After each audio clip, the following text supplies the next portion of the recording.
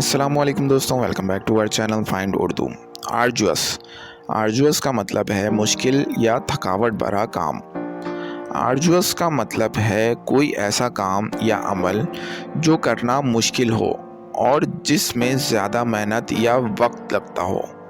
ये लफ्ज़ उन एक्टिविटीज़ के लिए इस्तेमाल होता है जो फिज़िकली या मेंटली डिमांडिंग होते हैं।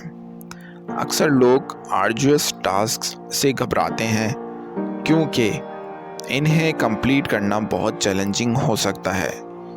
ये टास्क किसी प्रोजेक्ट, लर्निंग एक्सपीरियंस या फिटनेस गोल के दौरान हो सकते हैं। आर्जुअस होने के बावजूद अगर आप इन्हें पूरा कर लेते हैं तो इससे आपकी स्ट्रेंथ और कैपेबिलिटी में इजाफा होता है। ये एक रिवार्डिंग एक्सपीरियंस भी हो सकता है जब आप मुश्किल काम को पूरा करते हैं।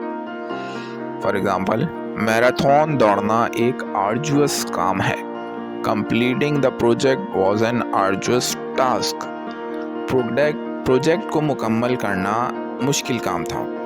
तो दोस्तों, आर्जुअस का मतलब है मुश्किल या थकावट भरा काम जो करना चैलेंजिंग होता है।